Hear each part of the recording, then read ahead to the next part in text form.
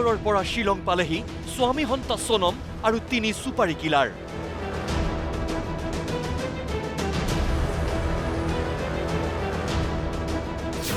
মেঘালয় আৰক্ষীৰ জেৰাত ইটোৰ পিছত সিটো চাঞ্চল্যকৰ তথ্য দিছে ৰাজা ৰঘুবংশীৰ হত্যাকাৰীয়ে।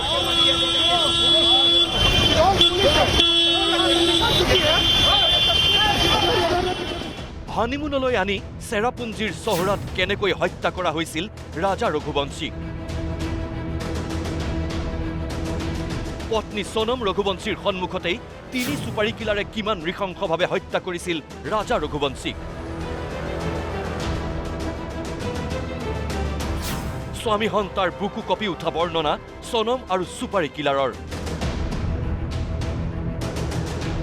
23 মেৰ দুপৰীয়াই চেৰাপুঞ্জীত হত্যা কৰা হৈছিল ইন্দোৰৰ ৰাজা ৰঘুবংশীক। গুৱাহাটীৰ পৰা কিনি নিয়া বিশেষ দাৰে ঘপিয়াই 3 সুপাৰী কিলাৰে হত্যা কৰিছিল ৰাজা ৰঘুবংশীক। আৰু ৰাজা ৰঘুবংশীক এই বিশেষ দাখনেৰে পিছফালৰ পৰা প্ৰথমটো আঘাত হানিছিল বিশাল সিং চৌহানে। সুপাৰী কিলাৰে স্বামীক আক্ৰমণ কৰাৰ দৃশ্য হাঁহি হাঁহি চাই ৰৈছিল সোনম ৰঘুবংশীয়ে। কল্পনা কৰক কিমান নিৰ্দয় নিষ্ঠুৰ হ'ব পাৰে স্বামীয়ে কপালত সেন্দুৰ ৰাখি দিয়া এগৰাকী পত্নী। এতিয়া কওঁ শুনক চেৰাপুঞ্জীৰ চহৰালৈ কেনেকৈ গৈছিল ৰাজা আৰু সোনম। ভাড়াত লোৱা এইখন স্কুটিত উঠিয়েই সোনম আৰু ৰাজাই যাত্ৰা কৰিছিল চহৰালৈ। পিছে পিছে আনখন ভাড়াতীয়া স্কুটিত উঠি একে স্থানলৈ যাত্ৰা কৰিছিল 3টা সুপাৰী কিলাৰে। কিন্তু তেতিয়াই প্ৰথমটো ভুল কৰিছিল সুপাৰী কিলাৰে। 3টা সুপাৰী কিলাৰৰ এটাই ভাড়াত লোৱা স্কুটিৰ বাবদ জমা দিছিল ID কাৰ্ড। মেঘালয় আৰক্ষীৰ বাবে প্ৰথমটো ক্লু নিজেই দি গৈছিল সুপাৰী কিলাৰ আকাশ ৰাজপুতৰ ID কাৰ্ডখনে। সুপাৰী কিলাৰে কৰা প্ৰথমটো ভুলৰ পৰাই মেঘালয় আৰক্ষীয়ে নিশ্চিত কৰিছিল ৰাজা ৰঘুবংশীক হত্যা কৰা হৈছে বুলি। প্ৰথমটো ক্লু লাভ কৰাৰ পিছতেই মেঘালয় আৰক্ষীয়ে আৰম্ভ কৰিছিল অপাৰেশ্যন CCTV। 48 ঘণ্টাৰ ভিতৰত 42টা CCTV কেমেৰাৰ ফুটেজ সংগ্ৰহ কৰিলে মেঘালয় আৰক্ষীয়ে, য'ত ধৰা পৰিল সোনম আৰু 3 সুপাৰী কিলাৰৰ গতিবিধি। তেতিয়াই মেঘালয় আৰক্ষীয়ে দ্বিতীয়বাৰলৈ গম পাইছিল ইন্দোৰৰ পৰা হানিমুনলৈ অহা ৰাজা ৰঘুবংশীক হত্যা কৰা হ'ল। ইয়াৰ লগে লগে আৰক্ষীয়ে আৰম্ভ কৰিলে ৰাজা ৰঘুবংশীৰ পত্নী সোনমৰ কল ডিটেইলছ আৰু সামাজিক মাধ্যম খুচৰিবলৈ।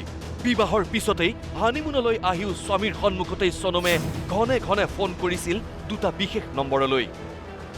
ইয়াৰে এটা নম্বৰ সক্ৰিয় হৈ আছিল মেঘালয়ত আৰু আনটো নম্বৰ এক্টিভ আছিল ইন্দোৰত।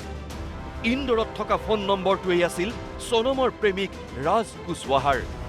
তেতিয়াই তৃতীয়বাৰলৈ মেঘালয় আৰক্ষী নিশ্চিত হৈছিল ৰাজা ৰঘুবংশীক অতি শীতল মস্তিষ্কৰে হত্যা কৰা হৈছিল, যিটো হত্যাকাণ্ডৰ পৰিকল্পনা কৰিছিল সোনম আৰু ৰাজ কুশৱাহাৰে।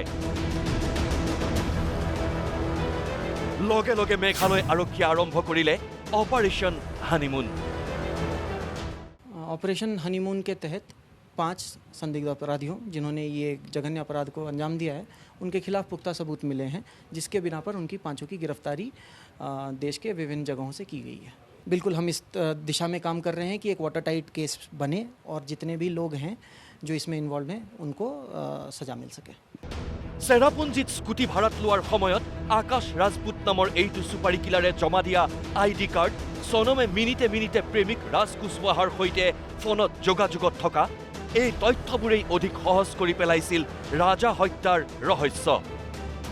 8 জুনত ইন্দোৰৰ বিভিন্ন স্থানৰ পৰা গ্ৰেপ্তাৰ কৰা হয় ৰাজা ৰঘুবংশীক হত্যা কৰা 3টাকৈ সুপাৰী কিলাৰ বিশাল সিং চৌহান, আকাশ ৰাজপুত আৰু আনন্দ কুৰ্মীক।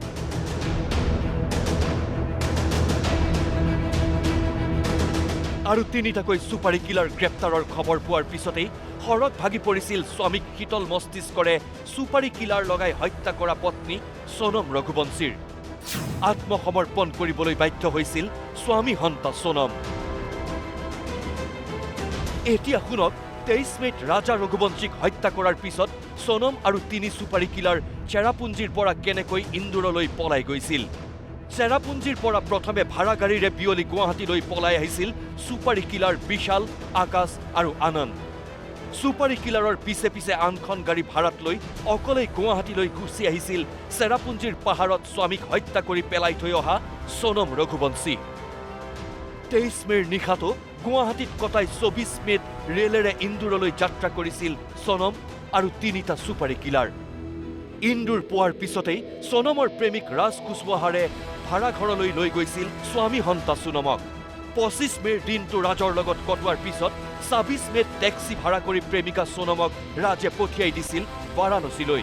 বাৰাণসীতেই আত্মগোপন কৰি আছিল চেৰাপুঞ্জীত স্বামীক হত্যা কৰি থৈ যোৱা সোনম ৰঘুবংশী।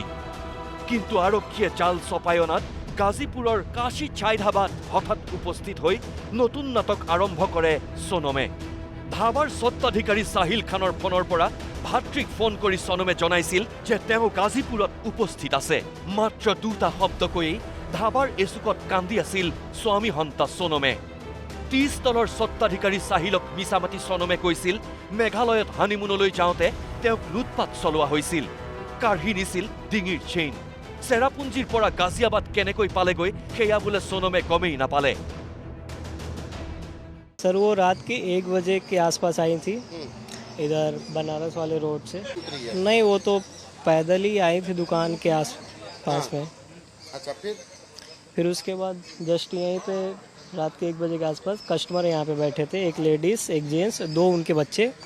तो वो आती ही डायरेक्ट उन्हीं से हेल्प कुछ मांगती हैं और तो वो नहीं करते। उसके बाद मेरे दुकान पे आती है जहाँ पे मेरे भैया खड़े हैं। तो मेरे से मोबाइल मांगती है, बोलती दीजिए थोड़ा कहाँ मतलब घर पे कॉल करना है।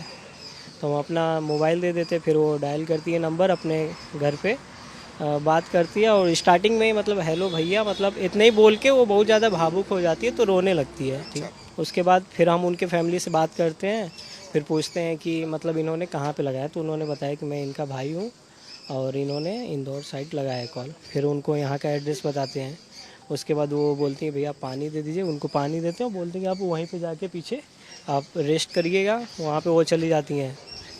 उसके कुछ देर बाद उन्हीं के भाई का रिटर्न कॉल आता है। तो वो बोलते हैं कि आप एक बार बहन से अपनी बात करा दीजिए।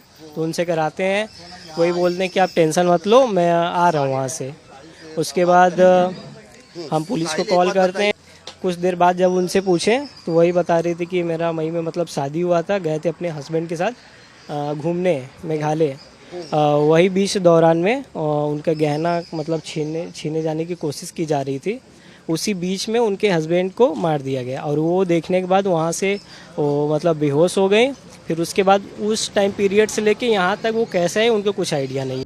কিন্তু সোনমৰ নাটক নচলিল। মেঘালয় আৰক্ষীৰ জেৰাত সোনম ৰঘুবংশীয়ে কৈ গ'ল কোনেও কল্পনা নকৰা বহু বিস্ফোৰক তথ্য। 11 মেত বিয়াত বহা স্বামী ৰাজা ৰঘুবংশীক হত্যা কৰাৰ বাবে 20 লাখ টকাৰ সুপাৰি দিছিল ঘাতক পত্নী সোনম আৰু প্ৰেমিক ৰাজ কুশৱাহাৰে। সুপাৰি কিলাৰক আগধন হিচাপে দিয়া হৈছিল 5 লাখ টকা। ইয়াৰ মাজতেই আৰক্ষীৰ অনুসন্ধানত ফাদিল হ'ল ৰাজা হত্যাৰ আন এক চাঞ্চল্যকৰ তথ্য। সোনমৰ পিতৃৰ প্ৰতিষ্ঠানৰ কৰ্মচাৰী আছিল ৰাজ কুশৱাহাৰ, যাৰ সৈতে সোনমৰ আছিল প্ৰেমৰ সম্পৰ্ক। 21 বছৰীয়া ৰাজে 24 বছৰীয়া সোনমক আনে দেখাকৈ দিদি বুলি মাতিছিল, যিটো কথা সম্পূৰ্ণৰূপে জানিছিল সোনমৰ মাতৃয়ে। ৰাজা ৰঘুবংশীৰ সৈতে বিয়া ঠিক হোৱাৰ পিছতেই মাতৃক ভাবুকি দিছিল জীয়ৰী সোনমে। কৈছিল ৰাজাৰ লগত বিয়া দিলে পৰিণতি কিন্তু ভয়ংকৰ হ'ব। কিন্তু সকলো জানিও সোনমৰ মাতৃয়ে গোপনে ৰাখিছিল এই প্ৰেমৰ কথাবোৰ। उनकी माता को बोला था मम्मी मेरे राज से प्यार करते हूँ और मेरी शादी राज से नहीं हुई पाएगी कभी, तुम जिससे शादी कराओगी मेरी, फिर जो भी होगा ना उसका बड़ा अंजाम जो है आप सब देखना है। बोले उसने लगा कि मैंने उसके अपने पिताजी को बताया नहीं था और ना उसका बताया था। কল্পনা কৰক, সদ্য বিবাহিত স্বামীক হত্যা কৰিবলৈ কি এক ভয়ংকৰ ব্লুপ্ৰিণ্ট তৈয়াৰ কৰিছিল ঘাতক পত্নীয়ে। স্বামীক হত্যা কৰা দেখি চেৰাপুঞ্জীৰ চহৰাত প্ৰাণ খুলি হাঁহিছিল সোনম ৰঘুবংশীয়ে, কাৰণ সকলো পৰিকল্পনা মতেই হৈ গৈছিল। 11 মেত বিবাহ পাশত আবদ্ধ হোৱা ৰাজা ৰঘুবংশীক হত্যা কৰিব পাৰিলেই সোনম যাব পাৰিব প্ৰেমিক ৰাজ কুশৱাহাৰ কাষলৈ। ত্ৰিকোণ প্ৰেমৰ ভয়ংকৰ উপহাৰ পালে স্বামী ৰাজা ৰঘুবংশীয়ে। এখন চিনেমাৰ দৰেই লিখি লোৱা হৈছিল ৰাজাক শেষ কৰি পেলোৱাৰ শিহৰণকাৰী স্ক্ৰিপ্ট। এতিয়া মেঘালয় আৰক্ষীৰ জিম্মাত থকা সোনম ৰাজ কুশৱাহাৰ আৰু 3 ছুপাৰী কিলাৰে দেখুৱাই গৈছে কেনেকৈ নৃশংসভাৱে হত্যা কৰা হৈছিল ৰাজা ৰঘুবংশীক। Bureau report, news live.